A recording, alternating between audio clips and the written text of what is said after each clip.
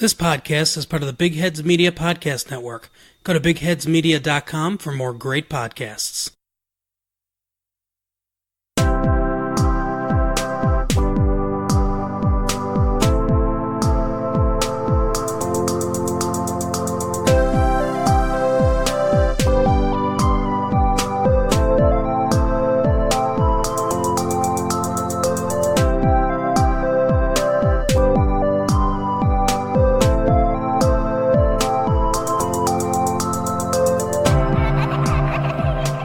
You are listening to In a City Like Yours, a semi-monthly podcast featuring interesting people with interesting life stories.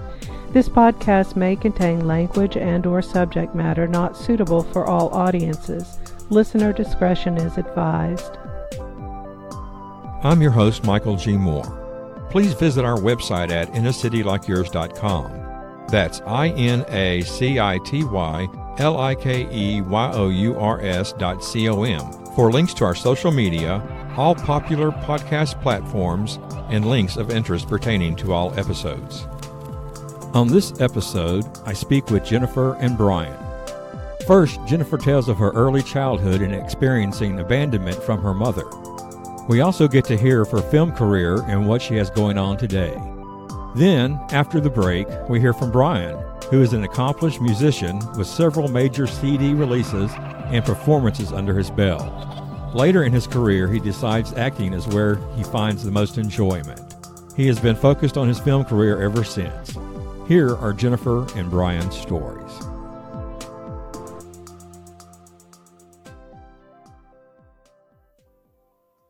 This is Jennifer Nash, and I'm calling from the City of Angels, Los Angeles, California. And my story is from when I was a really little kid. It's not usually one that I tell people, but for some reason I feel like I can tell it now.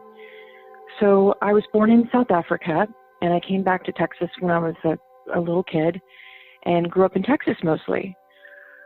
And in the beginning, I had two little brothers. And my mother was a stay-at-home mother who got really excited about this guy that she was reading about. This is in the 70s, late 60s, maybe right around 1970. And she decided to do psychic experiments. And my aunt was helping her in the beginning. My aunt lived in Dallas, and we were in San Antonio, and they would test each other with these psychic sort of tests that they came up with. And my aunt just thought, fun, interesting, sort of experimental, dive into it. But my mother got really into it, and she started doing it for money. And she started a little church, actually. It was pretty weird. And I'm the oldest, so I'm the child who remembers this the most, or if any. I don't think my little brothers remember at all because they were just too little. But when I was about between 4 and 5, in that period, some guy started coming over to our house during the day when my dad was at work.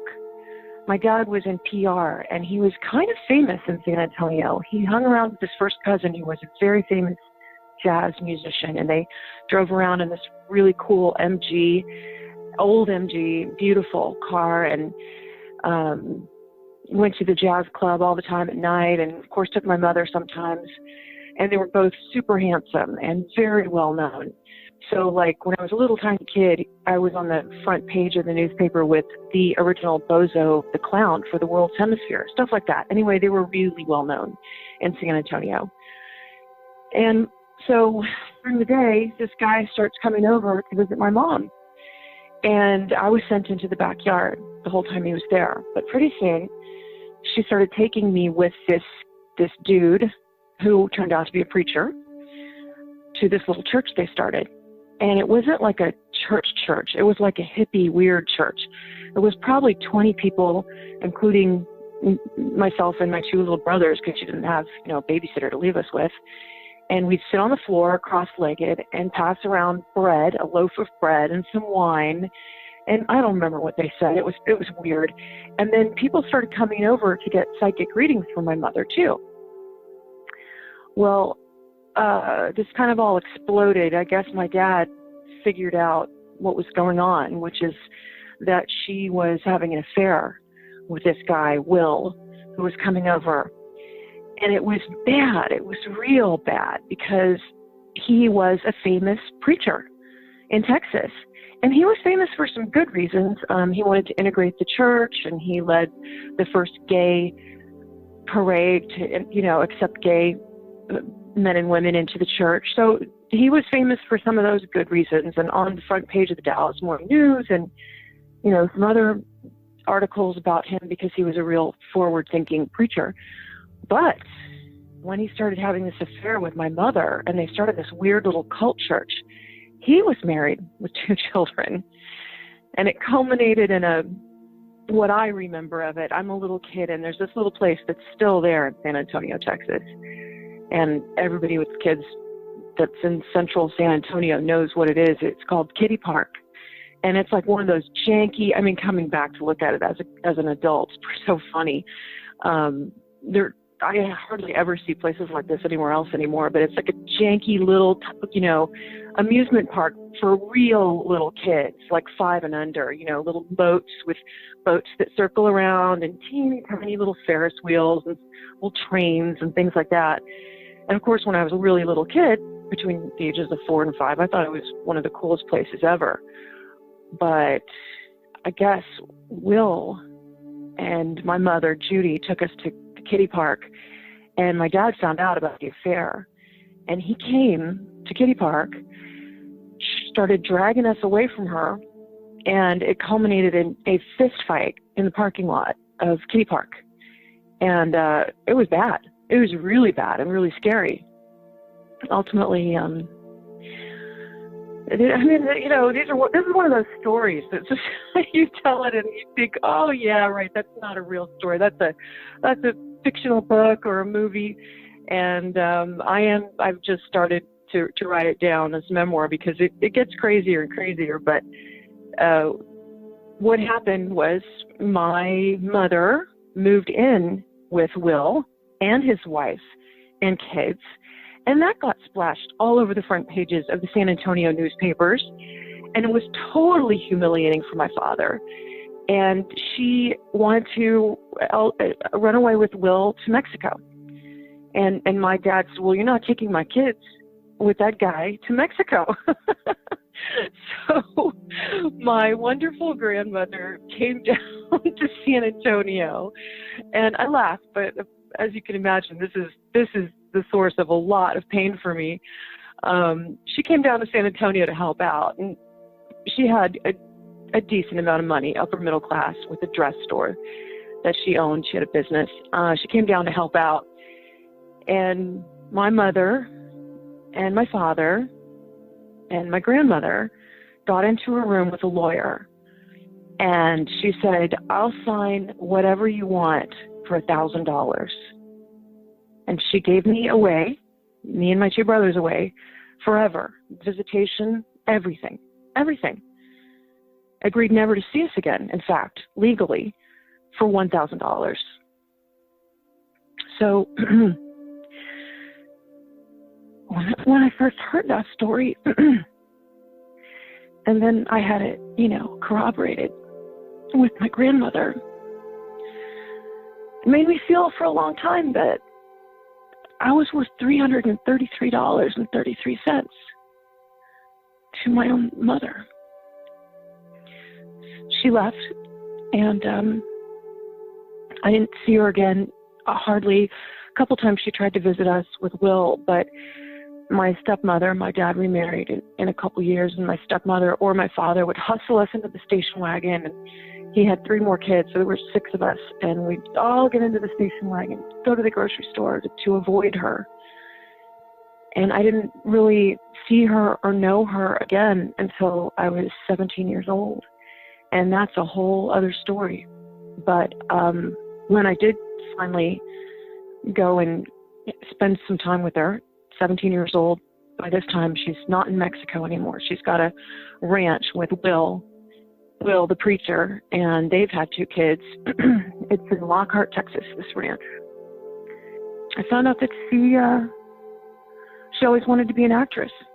And that was something that my parents and my grandmother kept from me vigilantly. They didn't want me to know that she actually had been an actress for like a minute. She premiered Look Back in Anger at the Old Globe in San Diego. In San Diego. And got rave reviews. She was absolutely gorgeous. I mean, gorgeous. And I didn't know any of this stuff, like that she was an actress.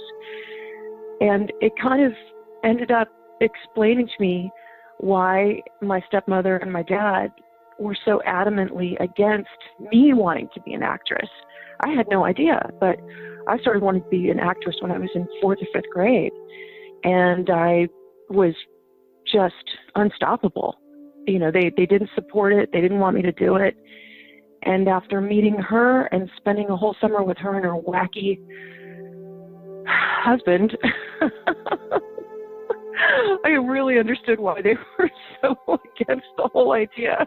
I was like, she ended up being so crazy that I thought at the end of that summer, I thought, I dodged a bullet, and I'm so glad that my grandmother came down and gave her $1,000 to go away, because I can't imagine how I would have turned out if she had stuck around. I really don't.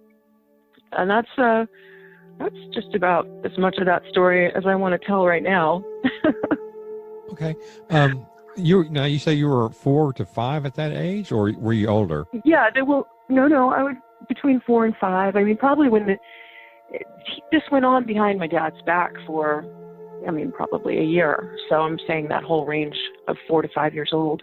She left us when I was 5. Did you ever, or have you ever, come to terms with the abandonment? Well, now that's a really good question. And I think the answer is I don't know. I don't really know. I have been a disaster in my grown-up life at choosing men to have relationships with. I mean, not always, but mostly. So maybe that is, coming from that whole thing. But I ended up having my first child when I was super duper young, and I'm a single mother of 4 kids my whole life, and I have a great relationship with them. And I do remember telling every single one of my babies right after they were born, I'm never going to leave you. I will never leave you. I don't know how she could have. I have no idea how she could do that, because as a mom now, it's so unfathomable. It's just not anything I understand, any part of me. I love my children so much, and they're such a huge part of my life. Did she, regarding her psychic abilities, did she have abilities, or is that a... Lord in heaven, that's a good question. Now, when she first started these experiments with my aunt, and I was able to talk to my aunt about it later, it seemed like she did. It seemed like maybe she did. They would do these tests, like, one of them in Dallas, one in San Antonio. My aunt in Dallas would pick up an object and say, well, I've got something in my hands that's important to me. What is it? And Judy, my mom, would be able to tell her stories like that. That's how it started. By the time I visited her when I was 17 out in Lockhart on the ranch, it was so crazy. It was so messed up. And at that point, I started thinking, she's just making this shit up. She is just making it up.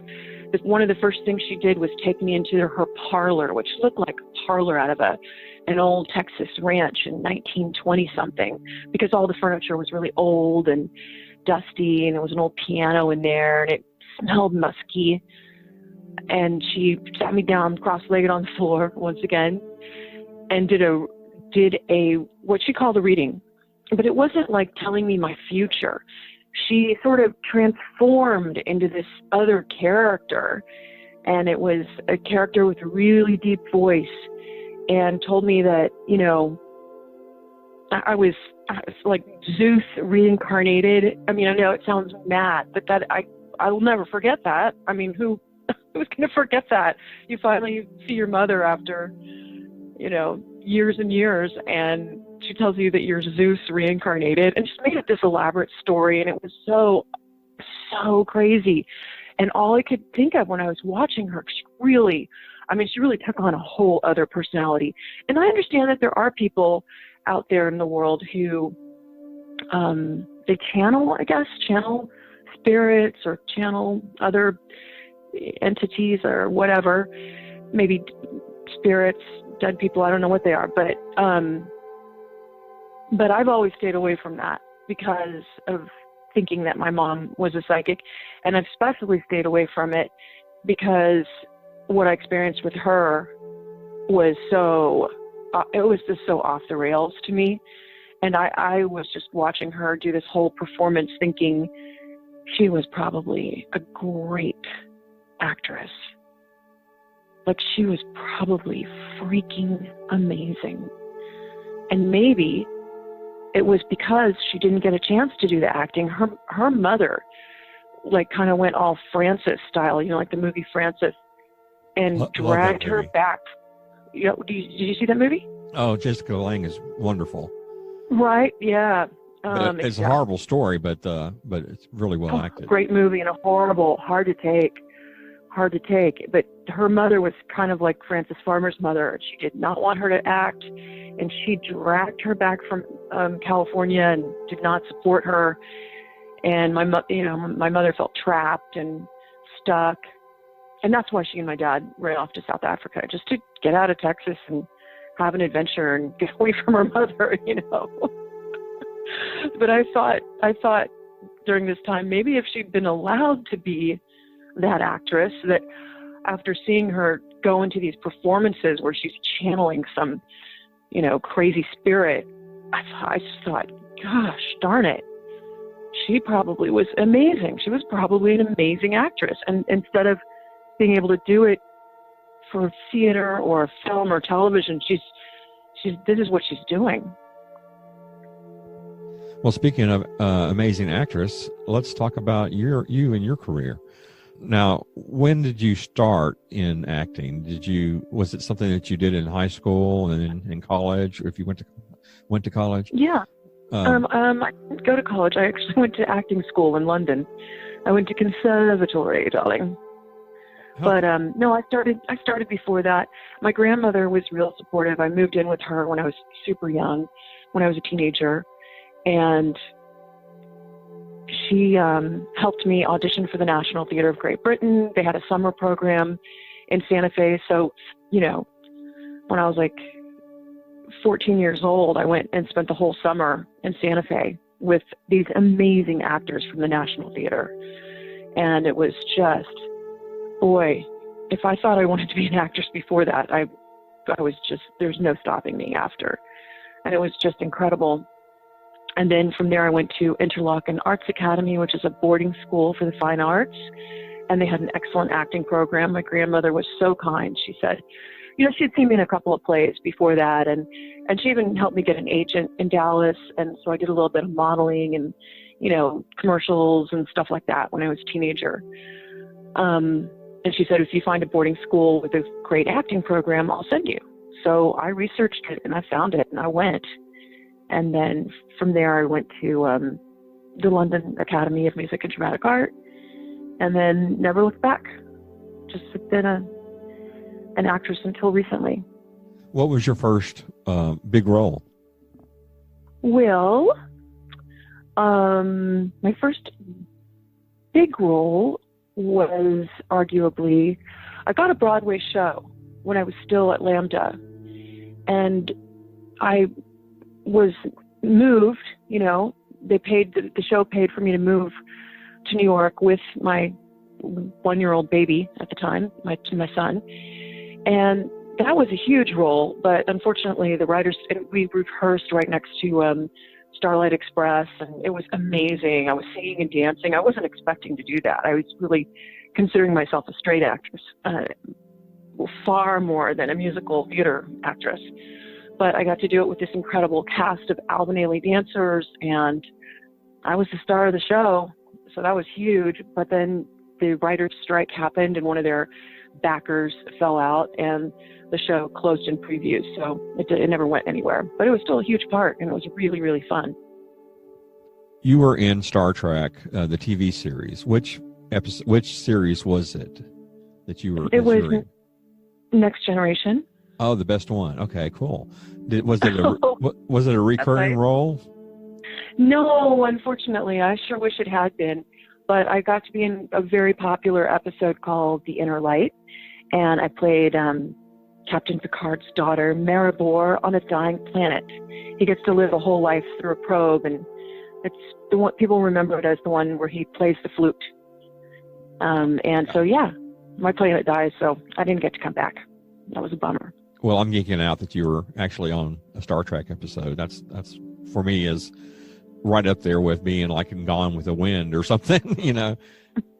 It was very cool that I got to do that. I was very lucky and happy about that. Well, what are you doing these days? Well, these days I'm writing, and I've written a sci-fi series that's much inspired by all of the Star Trek series, only in the respect that there are social justice messages just, woven throughout every episode. And I really love that about the Star Trek series. It's like, it's entertaining, and there's all this cool futuristic science stuff that became reality, a lot of it. A lot of real scientists say they were inspired by the original series or Next Gen.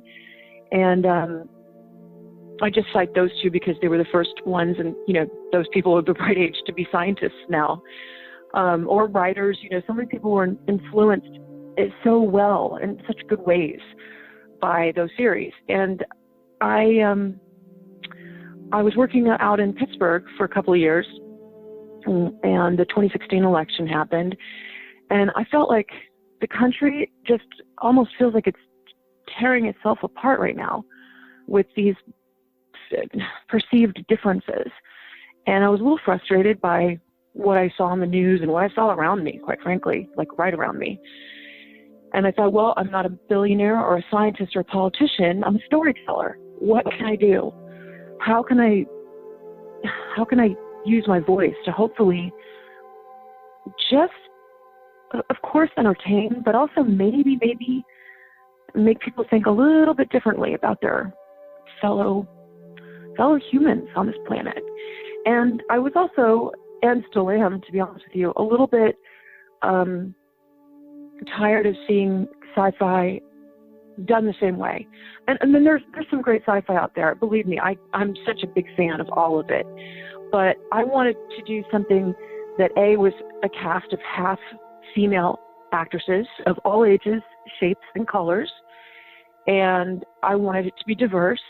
And I wanted it to have these social justice messages like I admire throughout all of the Star Trek series. Yeah, I'm really passionate about this series. I'm trying to get it off the ground right now. And I've collaborated with a graphic novel artist, and we're going to release a graphic novel of the pilot episode. It's called Hide, and that'll be out by December 1st. And I'm so excited about all of it. So excited. Well, maybe you can come on later after it's been produced, and we can talk about it. Well, yes, I would love to. I don't ever get tired of talking about that. Yeah. Oh, you've done acting. You're a writer. Did you perform any other duties on the film set? Or were you producing or? Yeah. No, I've produced some little stuff. I haven't done anything big as a producer or a director. Just little stuff. And, I've taken other film-related jobs. I was doing background casting and some very minimal casting on this series called Mindhunter, the Netflix series. That's why I was in Pittsburgh, was for that job.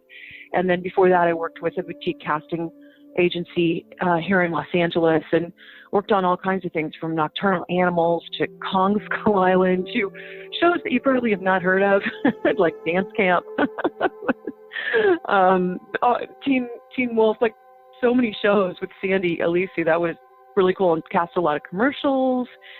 And yeah, so I've done a bit of casting and a little bit of producing, but I don't consider myself a producer. And if you know any good producers that want to help me make this series, I think it's going to be huge. Send them my way. Hi, I'm Chris. And I'm also Chris. And together we do a comedy podcast called Cooking with Grief. Each week we dive into 4 surprising facts about anything from science to history to the weird world we live in, making jokes about all of it as we go along. You can find us on iTunes or wherever you listen to your podcasts. And you can also find us on Twitter at Cooking with Grief. No G on cooking. Glitter, apparently, is so unique that it can be effectively used as forensic evidence. The Bank of England's chief economist has urged to start using people's Spotify playlist as a way of measuring the economy. In China, Avengers has been translated as Fulian, or Women's Federation. Not only did the Russians capture the Crimean Peninsula, they also captured some Ukrainian military dolphins. In Pinocchio, the film becomes a real boy. In the original, it ends with a cat and a fox hanging him from a tree. Scientists have wiped a snail's memory. And Slytherin's going, can't we have an extensive series of tunnels sort of wide enough to fit a giant people-killing snake? Where do you fall on the scone debate? Scone, obviously. Oh, I go with scone. So, what have you got to lose? Give us a try. Nothing to lose but your sweet, precious time. Yeah, that's true.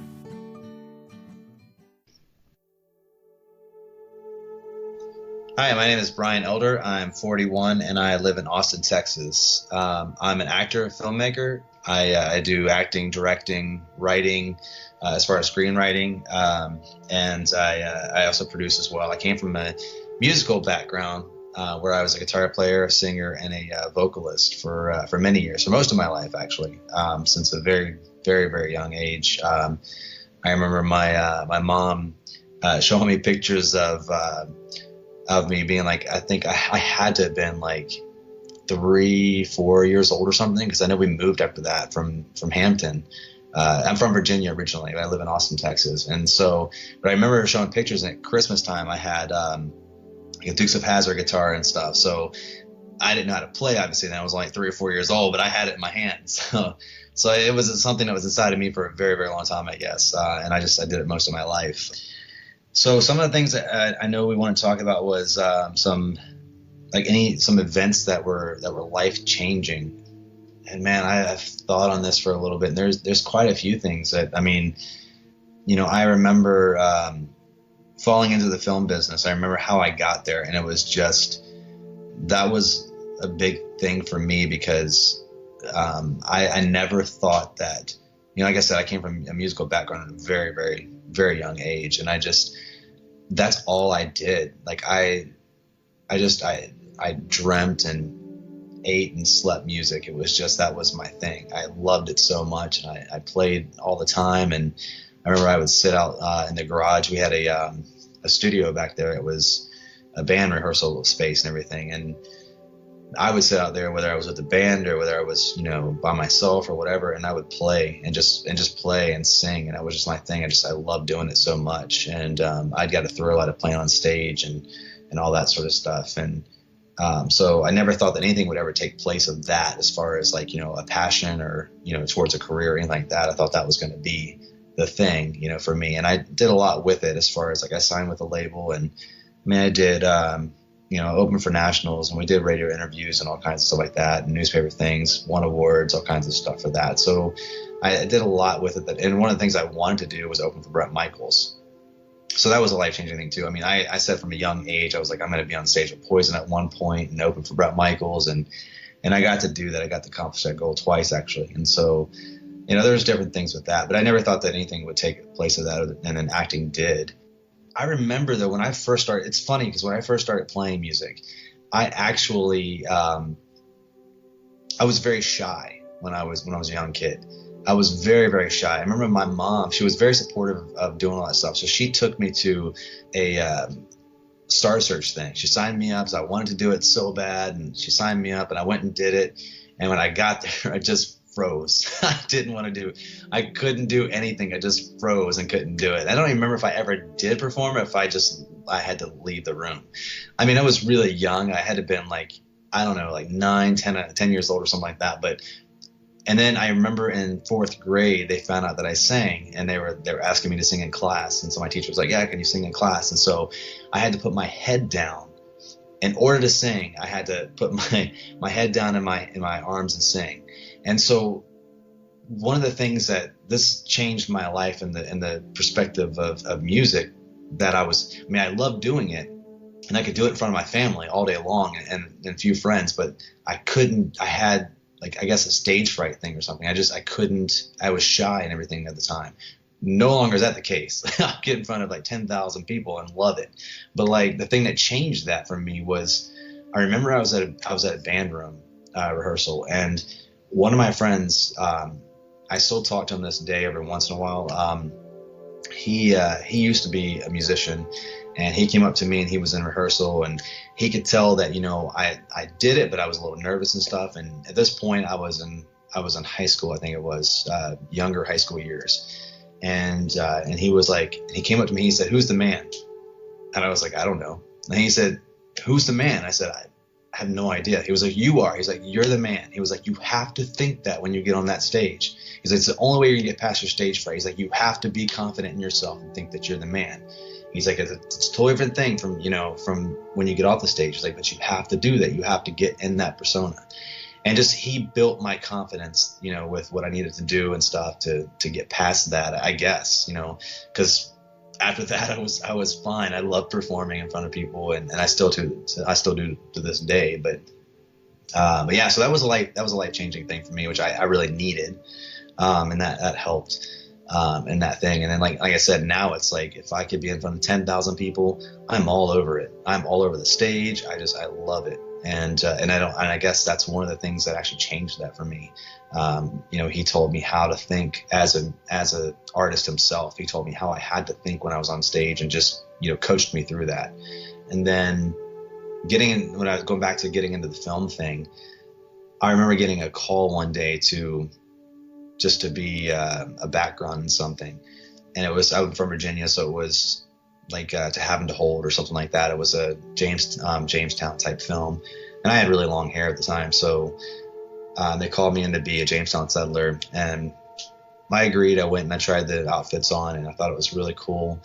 It was fun, and then I spent like a week on that one, and then from that set they were asking me to, people were telling me to go try out for Lincoln, which is a Spielberg film they were doing in Virginia at the same time. And so I went and tried out for that, and I got to work on that set for like 3 weeks, and we did it like a week of training or 2 weeks of training or something like that with muskets, learning how to fight with the muskets, and learning how to do fist-to-fist combat and stuff like that. And that was what really connected me to the film industry. I absolutely loved it, and that's where my love of character acting comes in now. Like, I love doing any kind of character acting, and that's really what pushed me into the film business. And that to me was just a great experience, a great change in my life to go from the music into the filmmaking, because I absolutely love it, and I can't see myself doing anything different now of that. I still love to play, but it's not, I don't know, it's just so much fun. And so I really enjoyed that, and that was something that really helped change my path and my career on that and stuff. And I don't really know what it was about it. I love it so much. But see, another thing that really was a good an event that changed my life too recently was this is something that helped me with filming as well. Is I was working 6 days a week and focusing on a career at the time, and I was a waiter. And so I was on the floor 4 nights a week. 4 doubles and 2 singles, 6 days a week. And it was a lot, and it was very tiring. And, anyone that's been a waiter knows it's a lot of hard work. You're on your feet all day long and all that stuff. And then I also pushed the career. So I was definitely burning both ends of the candle. I remember reading this article. I got this email that came through, and I was a waiter at this restaurant for like almost 4 years. I had gotten this article that came through. It was from Backstage, and it was talking about how to make your day job into something to push your career or something like that. And I never read those things, but I thought to myself, maybe I should read this one. So I don't know why I read it. It was talking about how a lot of your artists go into call centers and bartending and serving and all that sort of stuff because they think that it's more flexible for their career. But when in reality, they're saying it's not. They were saying, you got to have something that actually, lets you work less and make more, and things you can, schedule your own time instead of working for other people. Because when you're on the floor, you basically don't have the time to answer your phone. And when your agent calls you, whoever calls you for a job, if you don't answer that within like an hour or so, you have to answer them within the hour. And if you're at a busy night, you can't get to it right away. You can't get to the email right away. And so I was reading that article, and it really opened my eyes, and I was like, oh, this is, and then also said that when you get home, you're a little tired. You're basically burning that side of your career, to where you are just, the creative side is just, you're exhausted. And so, I was like, wow, this is pretty, eye opening. So the same week though, all this happened in a week, I had gotten a phone call from a friend of mine, and we were talking about film stuff, and they were telling me, they were like, and I'm a Christian, so I believe in God and everything, and so that's my faith. That's my faith, so I know this was like signs being pushed, stuff to me, and so him and I were talking about different things, and I was telling him about he's also in the film business too, and I was telling him about the article I read and all that, and he was like, look, he's like, you got to stop chasing money, he's like, you got to pay your bills, I understand that. He's like, but if you chase your dreams and you stop chasing money, he was like, the money will come. He was like, you got to follow your heart. The money will surely be there, and he was using the faith part of it too. And he was saying, the Bible even says that, God will provide all your needs. And that was like true. I was like, he would start telling me stories about some of the things that he did. He was also, it's funny because he was also one of the CEOs of the label I signed to years and years ago. So we've been friends since like 2005. That's when I had signed to the label, was 2006. He was telling me about that, and he was telling me some stories about what had happened to him in his life, and where he didn't have any money, but it all worked out. He was like, he felt like God had told him, hey, you got to go to California, and he was like, how am I going to get to California? He's like, at the time he's like, he had no money. He was like, how am I going to get to California? And then he was like, but I'll go. He said, you want me to go? And so somebody came up to him like a week later and actually gave him a plane ticket for him and his wife, and was like, here's a plane ticket to LA. And he was like, okay, that's how I'm going. He's like, I don't know how I'm going to live out there, but this is how I'm going to go. And then he said he did some work on his preacher's house, and they sold their house. He did just little minor stuff, and then they brought him $30,000 and said, I don't know why, but God put it on my heart to give you this $30,000. He was like, okay, that's how I'm living in LA now, or whatever. So he was telling me things like that, and he was just like, you got to follow your heart. You got to do this. He said, you got to take that leap of faith. That's what it's all about. You've got to jump if you want to do this. And I was like, true. And then the same week, one of my friends, she cuts my hair all the time. She came over and she was telling me about Uber and all that sort of stuff. And she's like, you got to check that out, just out of the blue and stuff. And I was like, oh my gosh, that's what I was thinking was, all this other stuff to do. And then it's crazy. Like all this happened in a week. And this has been the greatest thing. And this is last October, all this happened to me. And so she told me about that. And then I was working for a character acting job as well. So I would dress up as, Spider-Man or Batman or, whoever. We would do birthday parties. We'd do corporate events. It was a company I worked for.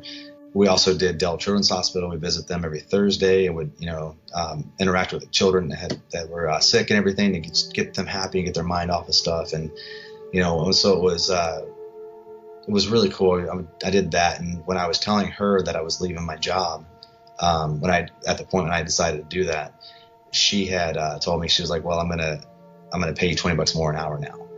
And it's not like a thing we do every it's not something we do all the time. So so that helped out. And I was like, really? I was like, that's awesome. So that, and then I got another character directing job. She was like, hey, she's like, I want to hire you for my stuff as well. And so I'd gotten that.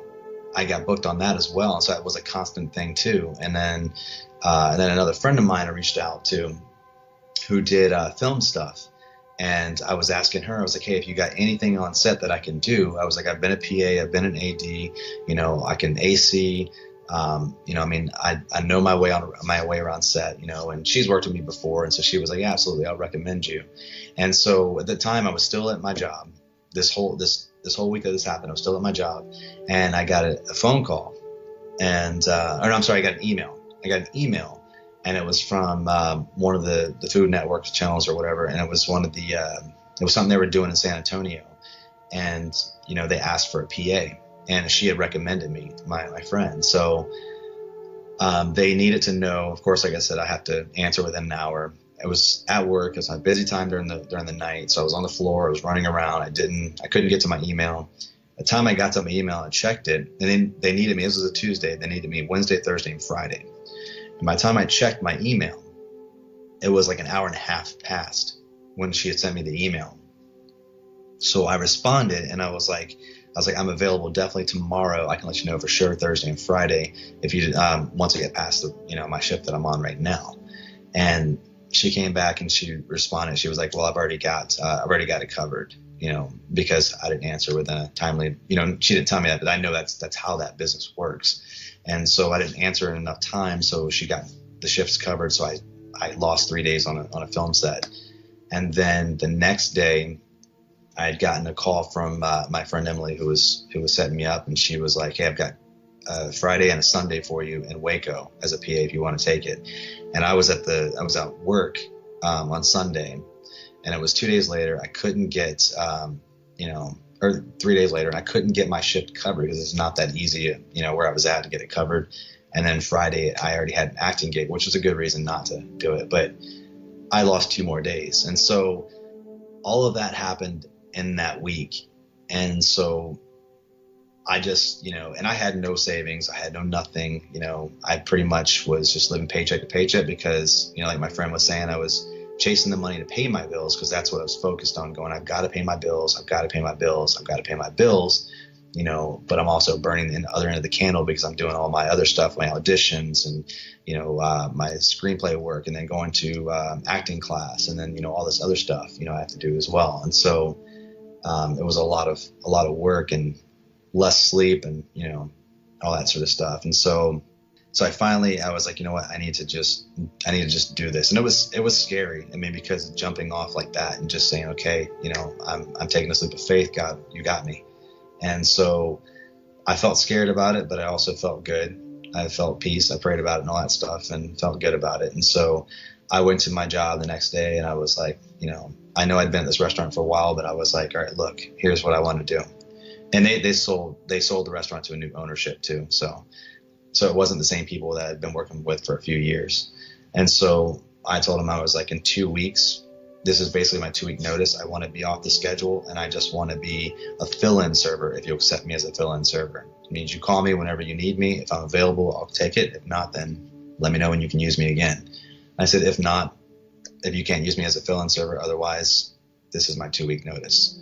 And so they accepted to use me as a server, as a fill-in server, and I did my 2 weeks and got taken off the schedule from doing 6 days a week. And, when I left, I think I had like $200 to my name, and I didn't know how I was going to do anything, but I was like, I'm going to do it. Because again, I'm completely a man of faith. I believe that God takes care of you and all that sort of stuff. And I know this is my path that he wants me to do, is filming, is acting and filmmaking and stuff. And so I, not only, again, since October, not only have I been freelancing everything, and I've been, paying all my bills, everything's been taken care of. Every month he gives me what I need. He puts the jobs in front of me that I need, and it works. Everything I'm freelancing everything, but between doing the character acting jobs that I'm doing, if I need to drive for Uber, I do that. It's my last thing I do. Whenever they call me in a restaurant, I'm available, I'll do that. And of course, I do any acting jobs I get, any filmmaking jobs I get. be a cinematographer for another job, or PA for another one, acting for another one, or whatever. Take all those jobs, and not only have I done that, and he's provided every single thing that I've gotten, as far as food and rent and utilities and everything that I've gotten, but I also have moved since then. I moved in February. At the end of February, I moved from one apartment where I had a roommate, where we split the rent, and so it made my rent cheaper. So not only did I move then, but I moved into a new apartment March 4th, and my rent is $400 more a month because I'm on my own now. And I had to pay double rent between February and March, between the 22nd and the 4th, that my lease ended at the other place on March 4th and started the new one February 22nd, and double utility bills. And I can't tell you how I made that happen. Well, I didn't make that happen because, again, I'm giving God all the glory. But like, that's the kind of thing that I think is amazing. And that's, my testimony for that is I've had more time to be able to pursue more things with my filming, more things with my acting. I've been able to just get more things done. I've been able to meet more people. I've been able to just make more things happen. And I'm very thankful for that. And that's been an event in my life where it's just been, take that leap of faith. You gotta have faith, and you gotta, take that jump, and I mean, it's right. It says it in the Bible, I'll provide all your needs. And he certainly has provided everything that I needed to survive, to live, to pay my bills. And again, I'm paying more money for rent now, and he still has given me the jobs, provide and everything. So that's been my life-changing event recently. I'm Kyle. This is Steven. Together we host a show called Boy Meets World. Tell them what we cover on Boy Meets World. Boy Meets World. But that's not all, is it? No. No, we cover life experiences. Ours. Oh, son of a Alright, just check out the show, please. We really need it. Okay? We need a win. Just check us out. We talk about the show Boy Meets World. Each episode of our show, we run parallel with an episode of Boy Meets World, where we will examine the show. That's way too much. What happens, our life, how it relates to it, experiences. I can't believe you're still recording. I am recording it. Check it out, guys. You'll get some hilarious stories from me and Steven from our childhood. You'll get a great... I lost it. Let's talk a little bit about your family, your life, your upbringing.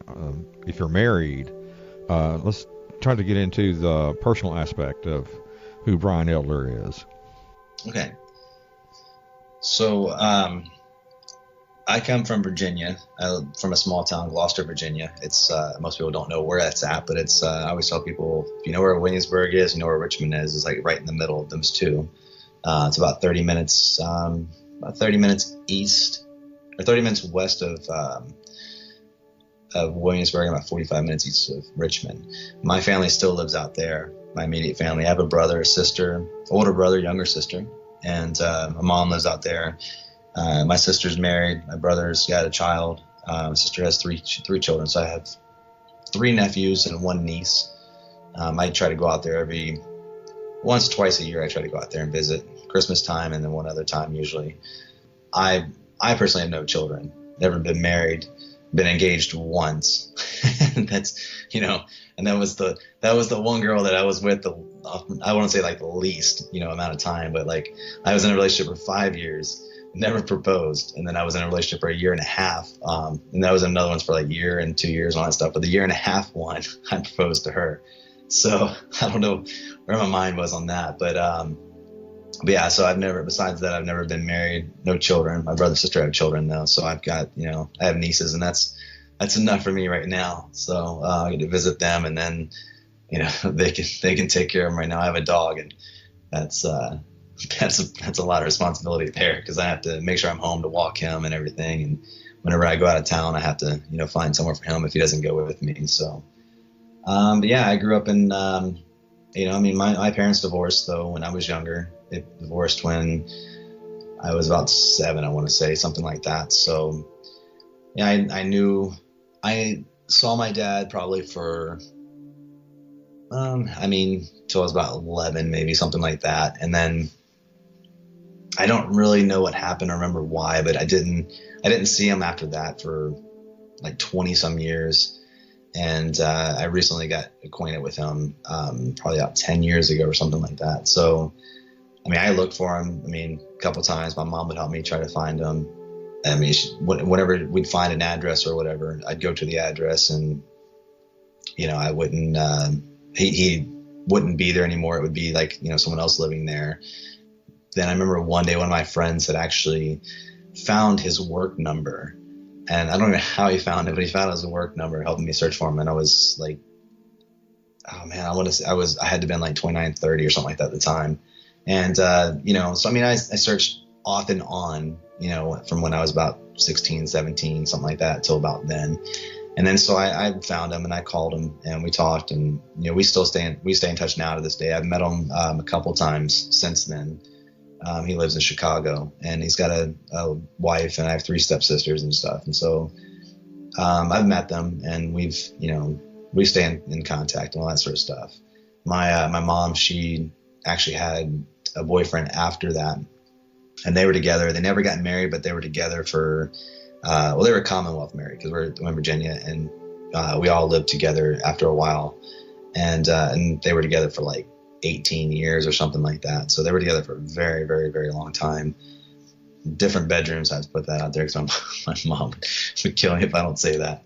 But so, you know, but they were together for a very, very long time. And I mean, he passed away. So he was, you know, he raised us basically with my mom, and he was a great guy. My brother and I, my sister and I, we got along very well. I mean, I'm really close to my family. We used to have barbecues and cookouts, and, you know, we would do fun things, go to Busch Gardens a lot. My mom used to work there, so I remember having a season pass there, like all the time. We'd have a season pass, and it's a great memory for me. That's like the big kid in me. I love amusement parks and all that sort of stuff, and so that's like something I miss going to like those things and stuff. But yeah, I mean, we had a normal childhood and just all that sort of stuff.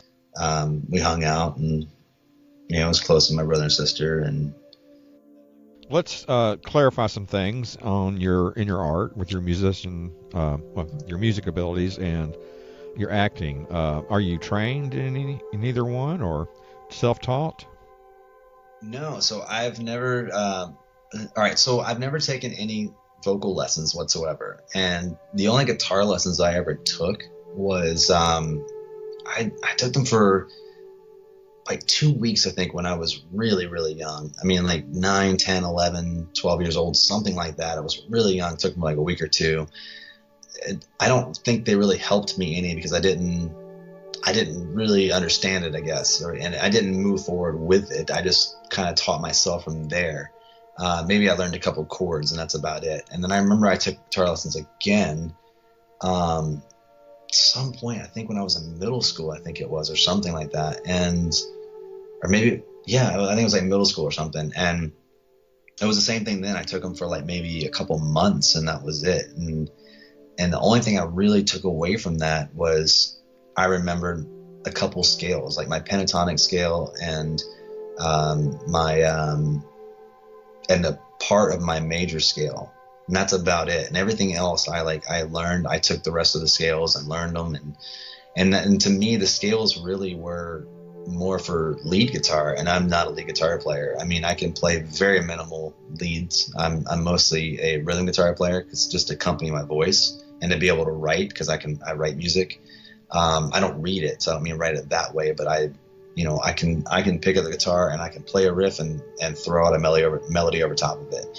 And so it's just, you know, it's a natural gift that I was very blessed to get. And I learned it on my own for the most part, and just enhanced it. I practiced and practiced and practiced. And that's what I would tell people too, is like, just, you know, if you want to do something like that, you have to do it. You've got to put in the work, because if you don't put in the work, it's just you're not gonna do it. You have to put in the work. I mean, I didn't pick up the guitar, start playing, or that minimal amount of lessons and play and get anywhere where I was with it.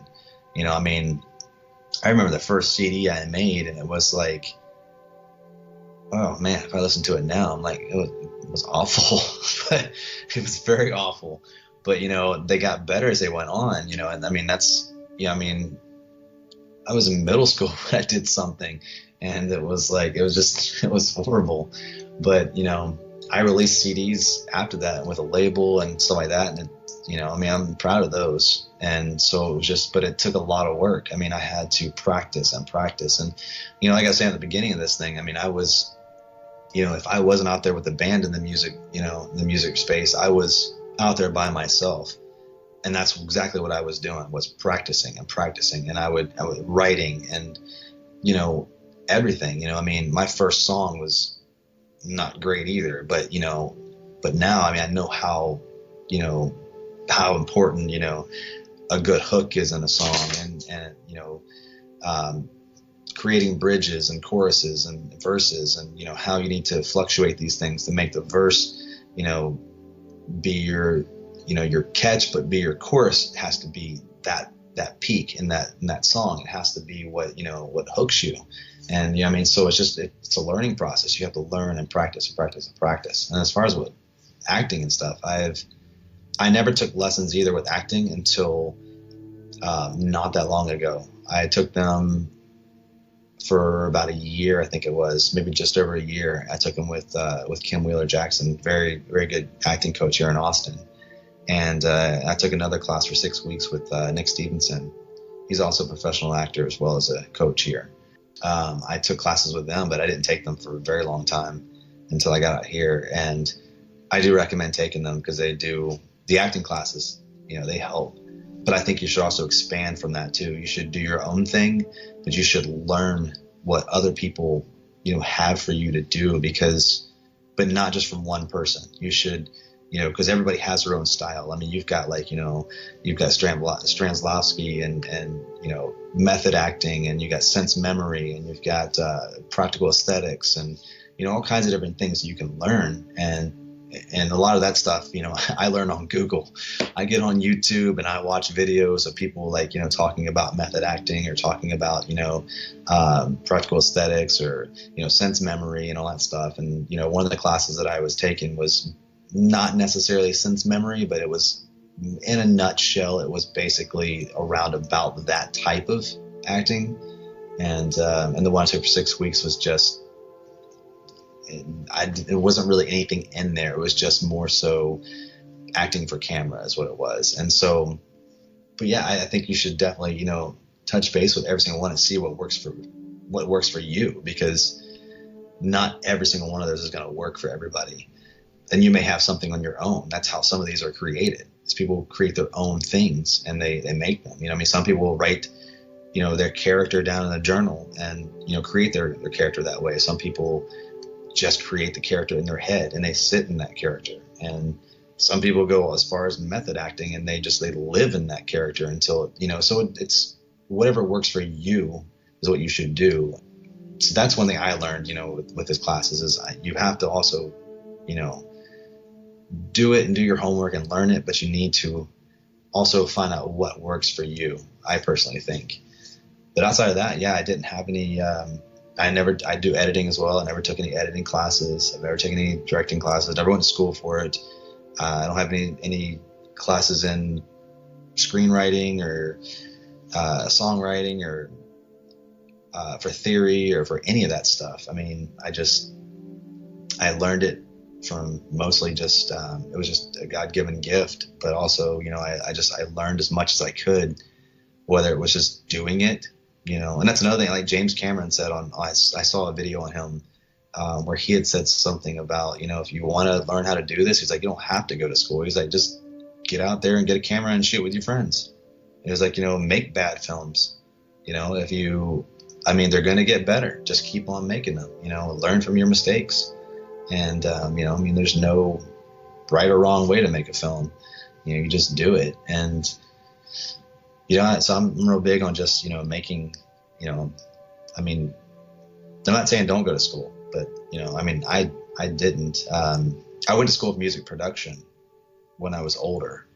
And that really was what I learned with that was more so for mixing and stuff. And I learned how to use Pro Tools and stuff. And, And I think that was basically a stepping stone for me to get a laptop to work on editing, and because that's what I did for a job when I was out here at one point, editing demo reels and short films for people, and I get hired to do that and stuff. And so it was kind of like a learning curve for me, because I had to make a podcast and all that sort of stuff when I was in school for it. But I never finished it because they wanted more money that my grants weren't covering, and I couldn't cover what they were wanting me to cover. So, but I still have my classes and all that sort of stuff, but I didn't get to finish it.